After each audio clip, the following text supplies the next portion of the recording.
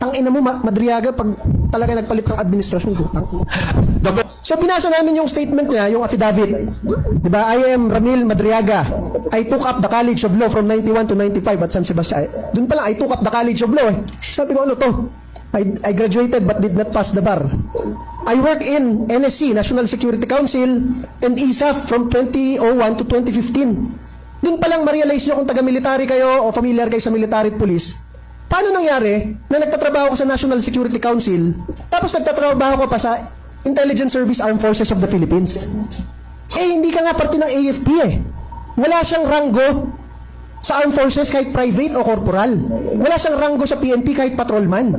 Hindi siya parte ng mga tropa ng gobyerno, pero sinasabi niya na nagtatrabaho siya sa Armed Forces of the Philippines at sa NSC. Pangalawa, I work in the NSC NBI from 2018 to 2020. Paano nangyari nagtatrabaho ka sa National Security Council, tapos nagtatrabaho ka rin sa NBI under ng DOJ doon sa 2 taon na yon?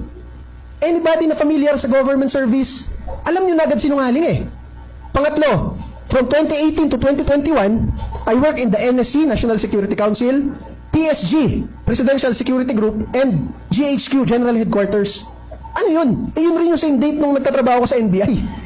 So nagtatrabaho siya sa 4 na ahensya ng gobyerno, imposible yun. When you work in the PSG, separate unit ka na ng armed forces. Kasi pag nagkaroon ng kaguluhan sa bansa, nakadepensa lang kayo sa Pangulo. So yung sinasabi niya, nagtatrabaho siya sa PSG, sa GHQ, sa Camp Aguinaldo, sa NSC, sa Viluna, at sa NBI, sa Maynila, sabay-sabay. Doon pa lang makita nun niya na abnormal tong tao na to. Talagang ma-high blood ka sa ano. Oh, pangatlo. At the start of the 2016 election campaign, then Congressman Roy Logoles introduced me to the Duterte family to provide political and security advice. Pare, mapapainom talaga ako ng losartan eh. Ang una, si Congressman Roy Logoles, yung binanggit niya, patay na, kaya hindi mo ma-verify kay Roy Logoles. Pero nagsalita si Malu Tiquia, Chief of Staff ni Roy Logoles, hindi rin daw niya kilala yan. O, dun pa lang, di ba? Pangalawa, inarekomenda ka ng patay na congressman sa Duterte family para ikaw ang mag-provide ng political and security advice kay Mayor Duterte. Pare, veteran politicians yung mga Duterte. Ang tatay ni Pangulong Duterte, gobernador na, 1950s, 1960s. Cabinet secretary na, 1970s. Ang anak, mayor, long-term, naging congressman, naging presidente pa. Tapos, ikaw ang magbibigay ng political advice dito sa political family na ito. Tapos sinasabi mo dito, ikaw rin ang pinagbibigay ng security advice. Sa dami ng general ng Armed Forces of the Philippines na na-assign sa Task Force Davao, ikaw na walang ranggo sa AFP o PNP, ikaw ang magbibigay ng military advice. Oh, I was also assigned to form groups that would support President Duterte's candidacy for president. Yan yung mga isang tao lang nag-volunteer ako, tapos sinasabi na niya siya na yung nagtumulong, di ba? When Duterte was elected president, he ordered me to serve as counterintelligence agent for the National Security Council. Talaga namang Military police, kontrolado mo. Kung may baseball bat ka nga naman talaga mapapalo mo sa ngipin at sa pagmumukha niya to eh. Anong, nung naging presidente si Duterte, inutusan ka? Dapat hindi mo. Masabi ko sa inyo, yan. ang presidente ng Pilipinas, napakaraming sekretary, napakaraming undersecretary, napakaraming assistant secretary, at napakaraming general sa Armed Forces at sa PNP. Maliban pa sa napakaraming opisyal galing PMA at PNPA, ikaw na walang ranggo sa AFP at PNP, ikaw ang inutusan for counterintelligence. Putang ina. Pangatlo, basahin ko lang kasi baka makalimutan ko. During that time also, I was instructed to provide intelligence information for President Duterte's Oplan Double Barrel. Nandiyan si Chief PNP ba to? Graduate ng Philippine Military Academy at napakadaming graduate ng Philippine National Police Academy, FBI Academy sa US. Ikaw ang inutusan ng presidente mag-lead sa intelligence information? Putang ina talaga, mapapamura ka talaga. Pangatlo, sometime in 2018, I was formally assigned by President Duterte to work for the Presidential Security Group.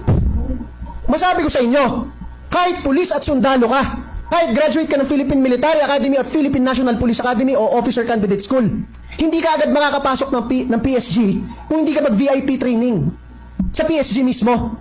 Wala dyan yung mag-outsource sila na, ayun, pwede yung nagtitinda, mukha kasi nagtitinda ng ano to sa kanto eh. Ito, pwede na tong PSG. Paano mangyari yun? Diba? Oh, pang-apat.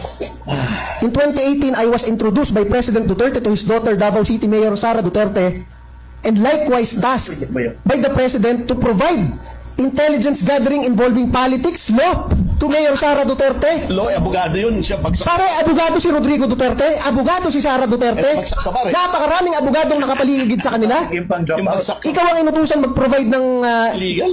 legal advice kay Sara Duterte. Alam mo talaga sinungaling eh. And also, intelligence regarding politics. Ikaw na hindi pa nananalo kahit barangay chairman, ikaw ang magpo-provide ng political advice sa mga veteran politicians, mga Duterte. O ito, bilisan ko na lang po ha. We were able to register ISIP Pilipinas at the SEC with me as national convener. Madali lang yan. Kahit pumunta kahit sino sa atin sa SEC, mag-register na ako ang head ng walang ISIP Pilipinas. Oh, ayun, ikaw ang chairman nun. Ano yun eh? Non-stock, non-profit. Ito pa, masabi ko sa inyo, talagang mapapadagdag ka ng dosage na losartan. When Mayor Sara Duterte won as Vice President, I was tasked to form the Vice Presidential Security and Protection Group. Walang nga. Sa dami-dami ng general ng Armed Forces at PNP at mga opisyal na nakapaligid sa kanila galing PMA at PNPA, ikaw na walang ranggo, ikaw ang pinag-form ng Vice Presidential Security Group. Pare, kahit colonel ako, kahit general itong mga katabi ko, hindi kami makakapag-form ng isang unit ng Armed Forces kung hindi kami inutusan ng DND. And that is the truth. Si Secretary Lorenzana noon at si AFP Chief of Staff Centino ang nag-form ng Vice Presidential Security Group para pag alis nila, merong separate unit na magpoprotekta sa Vice President. Hindi ikaw, Mr. Madriaga, ang nag-form ng VP Security Group. Ito po, last na. Colonel Nolasco, who was the head of the Presidential Security Group Training School, was my student. Yung head ng PSG school. Estudyante mo, saan mo estudyante? Eh, siya na nga ang head ng school. I was introduced, I recommended Colonel Raymond Lachica to head the VP PSG. Kahit nga general ka, magrekomenda ka, hindi ka basta papansinin agad ng PSG eh. Sino ka para mag-recommend? Insane yan. O, ito, tapusin ko na dahil ang daming kalokohan dito. O, around December 2022, at around 1:30 p.m., Meron kami na I stayed with Colonel Nolasco and Colonel Lachica when vehicles with 4 duffel bags of money arrived. Alam mo yung oras, 1:30, pero hindi mo alam yung araw. At around December 2022, 1:30 p.m. Ano yun?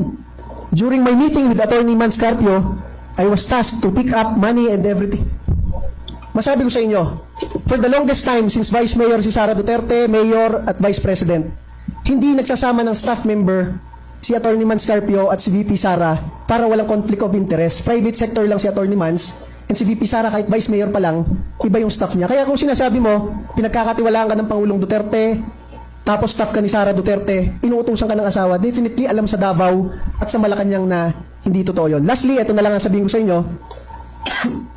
Dahil nauuso bigla ngayong panahon na ito yung pagde-deliver ng 1 billion. Dati wala kang maririnig. Ngayon bigla na lang si Mr. Madriaga nagdeklara, I delivered 1 billion pesos and the delivery was verified through call to me by President Duterte himself. 1 billion. Oo naman. Sa tagal po namin sa Malacanang bilang undersecretary, assistant secretary, pamilya namin naging kongresista, at sa dami ng pagre-report namin sa Davao at sa Malacanang, si Pangulong Duterte po, inuutos lamang niya kina Secretary Bongo at sa PMS Hindi gumagamit. pag merong tatawagan na cabinet secretary, kongresista at mga opisyal ng armed forces, Bong, patawagan siya, sabihan ganon. Hindi naghahawak ng cellphone yan dahil matanda na si Pangulong Duterte, nakakatamad mag-type. Inuutos lang yan. Para sabihin mo, nag-deliver ka ng 1 billion, tapos tinawagan ka ni Pangulong Duterte kung okay na yung delivery, putak ina mo. Lastly, masabi ko sa'yo, Mr. Madriaga, ang dami mong kaso ng kidnapping for ransom, kaya ka nakakulong. Yung dinedeklara mo na San Sebastian Lo ka, ano ngayon? Grade 6 lang si Vice President nung nandun ka. 12 years old. So lahat ng claims mo ngayon, alam namin, either inventong-invento mo o pinapressure ka para i-file mo yan sa ombudsman na final mo nung isang araw, lahat yung